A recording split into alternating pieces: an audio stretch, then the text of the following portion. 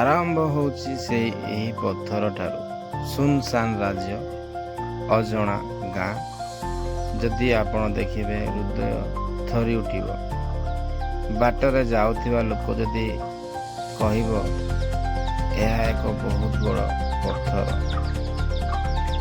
ଯଦି ବା କିଏ ଆସିବ ଏହି ଅଜଣା ରାଇଜକୁ ଫେରିକି ଯାଇପାରିବ ନାହିଁ, କାରଣ ସେଇଭଳି ଗାଁ ବହୁତ ଗଭୀରତା ଭିତରେ ଅଛି। ଆମେ ହଠାତ୍ ଯାଉ ଯାଉ ବହୁତ ଦୂରକୁ ଚାଲି ଯାଇଥିଲୁ, କିନ୍ତୁ ଫେରିବା ପାଇଁ ରାସ୍ତା ଭୁଲିଗଲୁ। ଏମିତି ଯାଉଥିବା ସମୟରେ ପାହାଡ଼, ଅନେକ ପାହାଡ଼ ପରେ ଗୋଟିଏ ରାସ୍ତା ଦିଶିଲା।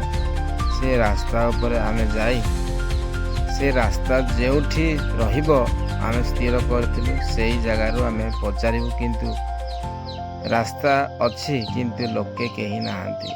ସେଇଭଳି ଅଜଣା ରାଇଜକୁ ଆମେ ଆଉ ଚାଲି ଯାଇଥିଲୁ, କିନ୍ତୁ ଯିବା ସମୟରେ ଏମିତି ଏକ ଦୃଶ୍ୟ ଆମେ ଦେଖିଲୁ ଯାହା ଆମ ଜୀବନରେ କେବେ ଦେଖିନଥିଲୁ। ତ ସେଇ ଦୃଶ୍ୟ ଆପଣମାନେ ନିଶ୍ଚୟ ଆରମ୍ଭରୁ ଶେଷ ପର୍ଯ୍ୟନ୍ତ ଭିଡ଼ିଓ ଦେଖନ୍ତୁ। ସେଇ ଦୃଶ୍ୟ ଆପଣମାନେ ନିଶ୍ଚୟ ଦେଖିବେ। ଦେଖନ୍ତୁ, ଏହି ରାସ୍ତାରେ ଏଇଭଳି ରାସ୍ତା କଦର୍ଯ୍ୟ ଥିଲା। ଆମ ଗାଡ଼ି ଯିବା ପାଇଁ ବହୁତ ଅସୁବିଧା ହେଉଥିଲା। ରାସ୍ତାର ମରାମତି ନାହିଁ, କିନ୍ତୁ ଆମେ ଏତେ କଷ୍ଟରେ ସେଇ ରାସ୍ତା ଉପରେ ଯାଉଛୁ। କିନ୍ତୁ ଆମେ ଦେଖିଲୁ ଗୋଟେ ଅଜବ ରାଇଜ। ଆମ ଜୀବନରେ କେବେ ଆମେ ଏଇଭଳି ରାଇଜ କେବେ ଆମେ ଦେଖିନଥିଲୁ। ହଠାତ୍ ଗୋଟିଏ ଆଉ ଗାଁ ଆସି ପହଞ୍ଚିଲା। ସେଇଠି ଅନେକ ପଶୁ ପକ୍ଷୀ ଆମେ ଦେଖିବାକୁ ପାଇଲୁ, କିନ୍ତୁ ସେଇଠି ଲୋକେ କେହି ନାହାନ୍ତି।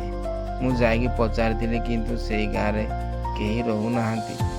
ସେମାନେ କୁଆଡ଼େ ଆଉ କାମ ପାଇଁ ସକାଳୁ ପଳାଉଛେ, ସନ୍ଧ୍ୟା ହେଲେ ଆଉ ସେ ଗାଁକୁ ଆସୁଛନ୍ତି। ସେଇଭଳି ଭାବରେ ଠିକ୍ ଭାବରେ ଲୋକେ କିଏ କଥାଟିଏ ବୁଝିପାରୁନଥିଲେ। ଆମର ସେଇ ଅଜଣା ରାଜ୍ୟରେ ଆମେ ଖାଲି ଘୁରି ଘୁରି ବୁଲୁଥିଲୁ। ଆମେ କାହାକୁ ପଚାରିବୁ, କିନ୍ତୁ ହଠାତ୍ ପିଲାମାନଙ୍କର ଦୃଶ୍ୟ ଦେଖିଲୁ। ଆମେ ପଚାରିଲୁ, କିନ୍ତୁ ସେମାନେ ଆମକୁ ଠିକ୍ ରାସ୍ତା ଦେଖେଇଥିଲେ। ସେଇଭଳି ଭାବରେ ଆଉ ଆମେ ଗତି କରିକି ଆମେ ଯାଇଥିଲୁ। ଯିବା ସମୟରେ ଆମେ ଯେଉଁ ଗାଁକୁ ବାହାରିଥିଲୁ ଏବଂ ଆମ ଗ୍ରାମକୁ ଆସିବା ପାଇଁ ରାସ୍ତାଟିଏ ପାଇଲୁ, ତ ଆମେ ବହୁତ ଖୁସି ହେଇଥିଲୁ।